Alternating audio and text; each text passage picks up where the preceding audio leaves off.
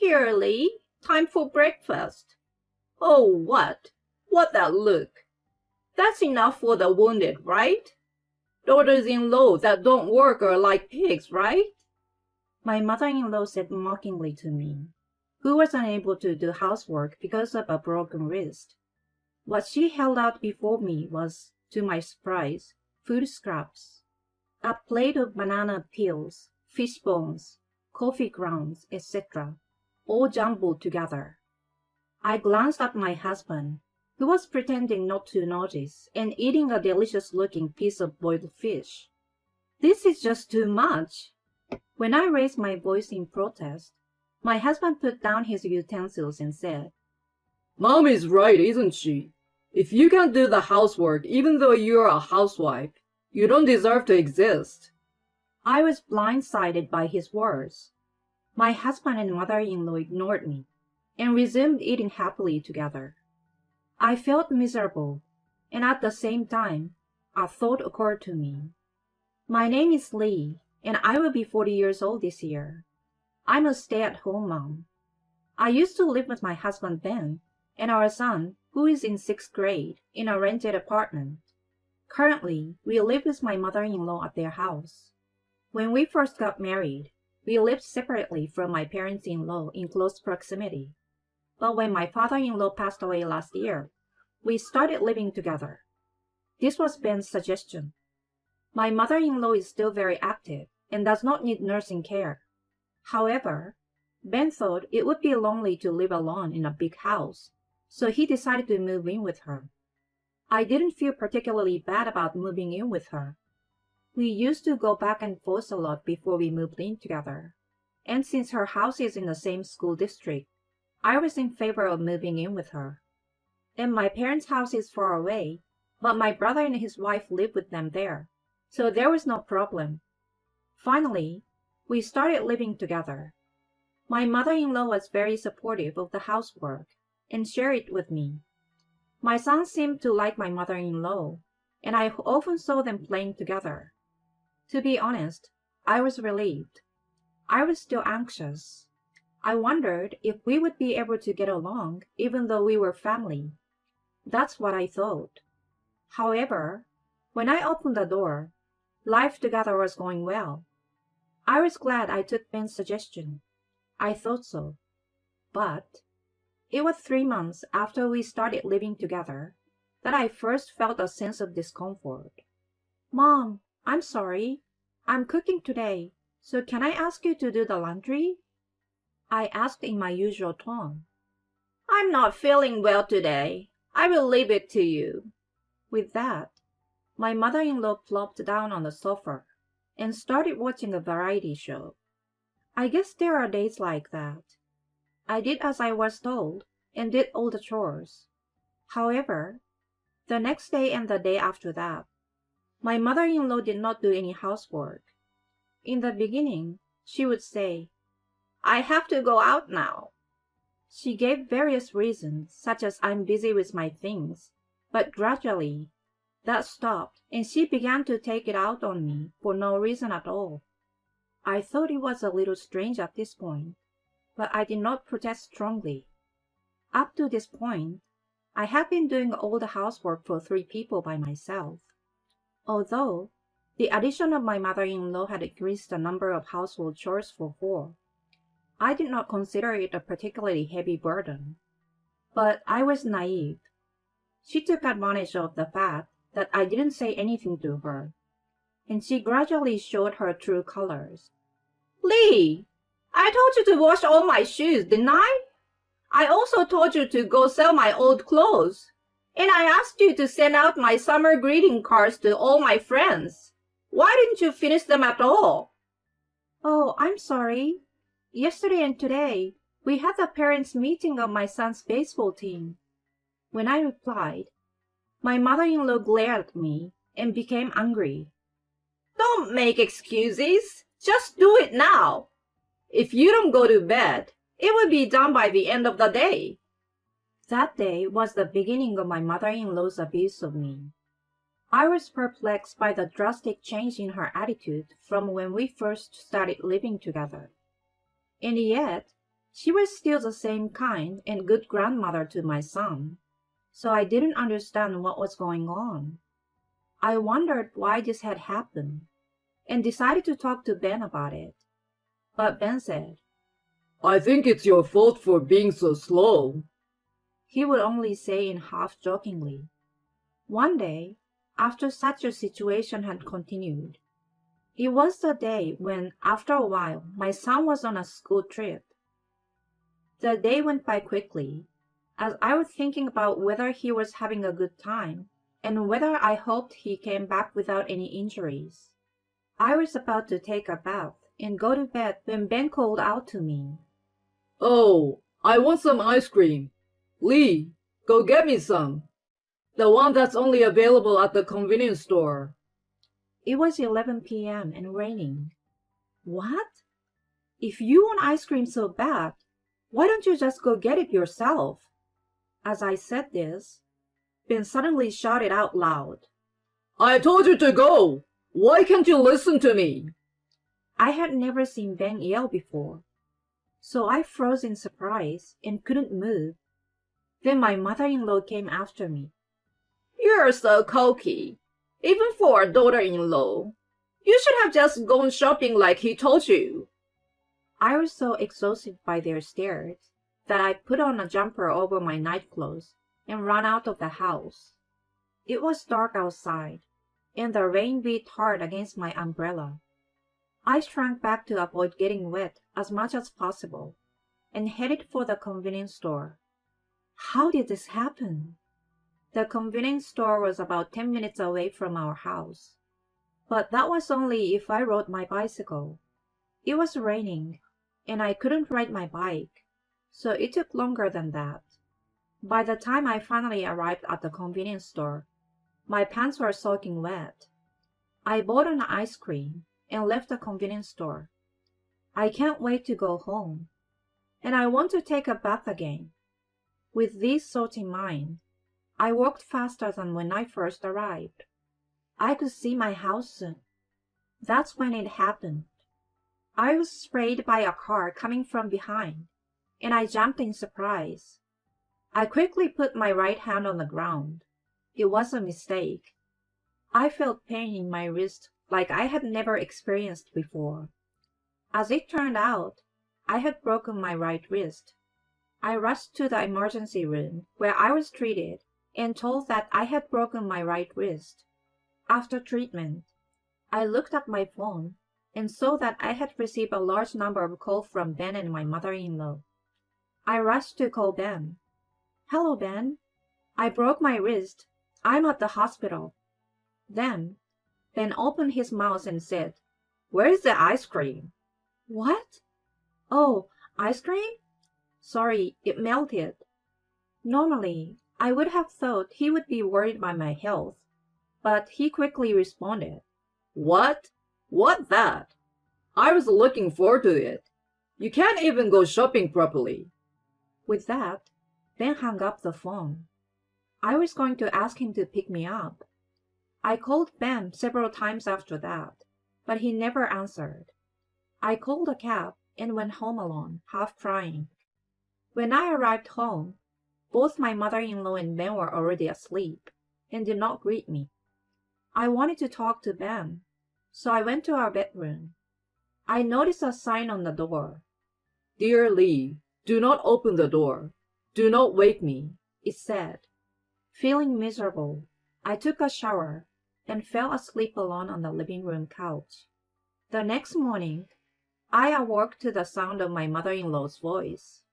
Honey, you're disturbing me by sleeping here. Here, I made you breakfast. Go eat it. You can't do your chores anyway, can you? My mother-in-law pulled me by the arm, and I sat up. I couldn't understand what was going on, because I had just woken up from sleep. But I wondered if my mother-in-law was concerned about me in her own way.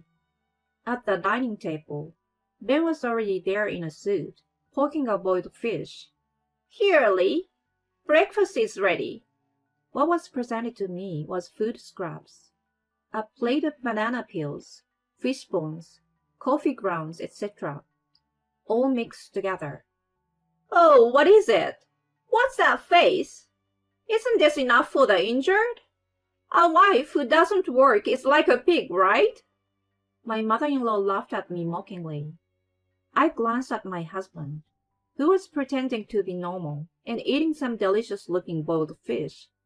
Why don't you cover for me? Why do you give me such a hard time?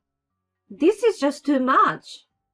When I finally raised my voice in protest, my husband quietly put down his utensils and said, My mother is right, isn't she? If you can't do the housework even though you're a housewife, you don't deserve to exist. My mother-in-law and Ben looked at each other and laughed. I was stunned and unable to say anything. But Ben and my mother-in-law continued to press me. I'm not sure if she had broken a bone in the first place. That's why I don't like young women these days. Yes, that's right. And it's because of her bad behavior that she breaks her bone. Their voices became distant. Then I felt my head heat up and then cool down. I've reached my limit. I couldn't take it any longer. Do you think you can get away with treating me so roughly and saying such crazy things? I will get even. I decided and stood up, holding the plate with the garbage on it. But what would be the most effective way? I had no idea, since I had never tried to get back at anyone before.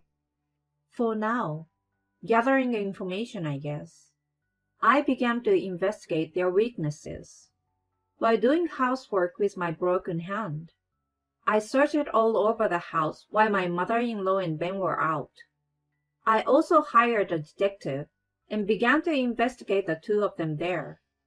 I thought it would be foolish to lose my savings from my bachelorette days by doing this, but if I was going to do it, I wanted to do it thoroughly.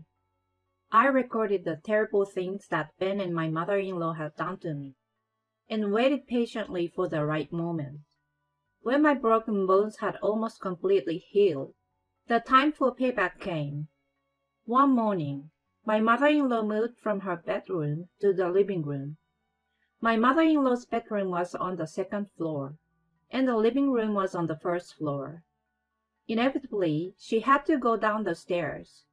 She seems to sleep on the way down, and a terrible sound echoed through the house. My son and I rushed toward the stairs, but it was already too late.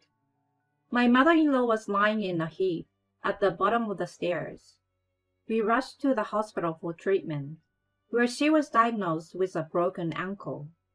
My mother-in-law looked dejected and was muffled and silent. She would occasionally mutter, "Oh, it hurts." That night, when I was able to use both hands to my satisfaction, I put my skills to the test and prepared dinner. The whole family was at the table. It was a disaster, wasn't it? Mother, please cheer yourself up with delicious food. I smiled and put the food in front of my mother-in-law. My mother-in-law's face turned pale, clearly upset. What the hell? Stop harassing me. I'm injured. What I served as her supper was food scraps, banana peels, fish bones, coffee grounds, and various other garbage were mixed together and added on top. I decided to return the favor that my mother-in-law had done to me before. Harassment? I'm just serving food for the injured. My mother-in-law was trembling. Stop it! Don't you dare mock my mother! As I had expected, Ben also started to get angry. I put a plate in front of him as well. Of course, there was garbage on it. Garbage is good enough for a man who can't protect his wife as a husband. Ben's mouth was agape, and he couldn't say anything. I decided to take advantage of the opportunity to say what I wanted to say. "Oh, you're so pale, Mom. You broke your bone. It's because you don't work hard enough." "Well, I guess you break bones because you don't work hard enough. What do you think, Ben?" That's exactly what he said to me when I broke my arm. You! Shut up and listen to me. Who do you think you are? I don't want a daughter-in-law like you. Get your stuff together and get out of here. That's right, that's right. You're not fit to be my wife. Get out. I did as I was told, packed my bags, and left home. I was willing to get a divorce. They wanted me to leave my son behind, but I adamantly refused. It would be bad for my son's upbringing if he stayed in a house like this. I decided to evacuate for the time being. A few days had passed since I left home. My own parents and my brother and sister-in-law were willing to accept me and my son. I was also grateful that my brother and his wife's children were willing to play with my son, since it was summer vacation. But what should we do now? As I was thinking about this, I suddenly remembered. I had left the apron my son had given me for Mother's Day at my parents-in-law's house. I could give up the other things, but not that one. I left my son with my parents and returned to my parents-in-law's house alone. It was a good opportunity to talk about the future. With this in mind, I drove to my in-laws' house. It took about an hour and a half on the highway. I arrived at my parents-in-law's house. I tried to stop the car, but another car had already been parked there. It was a car I had never seen before. Wondering, I decided to return to my in-laws' house after parking the car at the nearby toll parking lot. The front door was unlocked, so I quietly opened the door and went inside. There I found a pair of shoes belonging to a woman I did not realize. I wondered if a friend of my mother-in-law's was visiting. If so, I might not be able to have a deep conversation with her. I decided to just collect the apron and go home. With this in mind, I headed for the living room. When I opened the door, I saw my mother-in-law and Ben in the living room. Ahead of them, I saw a young woman wearing my precious apron and hurriedly cooking. When they noticed me, they all stood up and rattled their dishes in a panic. I, on the other hand, was extremely calm. You are Ben's mistress, aren't you? I know who you are. When I said this, the woman looked so surprised that she jumped up and said, How do you know? Yes, I knew Ben was cheating on me. I wanted to know why Ben, who had been so kind to me until then, had suddenly become so harsh. So I asked a detective agency to investigate. And there it was, the evidence of an affair. As I had expected, the timing of Ben's sudden cold shoulder coincided with the start of the affair. My mother-in-law probably asked or persuaded Ben to do it. She wanted him to be cold to me in order to get rid of me. It was a despicable way to go about it. I showed them the evidence I had saved on my phone, one by one. Then all three of them turned very pale. And Ben, for example, looked as if he was about to fall over. Ben must have realized that there was no excuse. He suddenly came up to me and took my hand. I'm sorry, Lee, but you're the only one for me. You like me too, don't you? Well, I guess divorce is not an option. Let's just call it a double blowout. No alimony or anything, okay? I stared coldly at Ben, who was trying to flirt with me, and shook his hand away. What? I don't even like you a little bit. In fact, I hate you. I will make sure you pay alimony and child support. And her too, of course. You'd better be ready for that, Mother. When I said that, my mother-in-law tried to come over to me in a panic. However, because of her broken bones, her leg became entangled and she fell down. She also seemed to have hit somewhere hard and was thrashing around on the floor. I don't know what she's doing. As I looked down at my mother-in-law, Ben's mistress finally came out of the kitchen and bowed to me. I'm sorry. Ben asked me out, and I just couldn't say no. I'm sorry, so please forgive me. The woman wiggled around in my precious apron. She is a nasty woman. I see. If you really want me to forgive you, get down on your knees and apologize. Then I can think about whether to make you pay alimony. I told her in a cold voice. The woman made a disgruntled voice, saying, "What?" But Ben forced her to get down on her knees, and he got down on his knees next to her. I'm sorry. Ben looked up, his face expectant. I stared at him for a few seconds. Well, I've thought about it. I'm not going to forgive you. Just make sure you have alimony and child support ready. With her mouth agape, I took off the apron from her. Then I left my parents-in-law's house, leaving everyone in a daze. A month later, Ben and I were officially divorced. Of course, I had to file for alimony and child support, which was to be paid in a lump sum soon, with a lawyer in between. But I had plenty of evidence of cheating and harassment, so everything went smoothly. Ben, however, was having a hard time giving up on his son.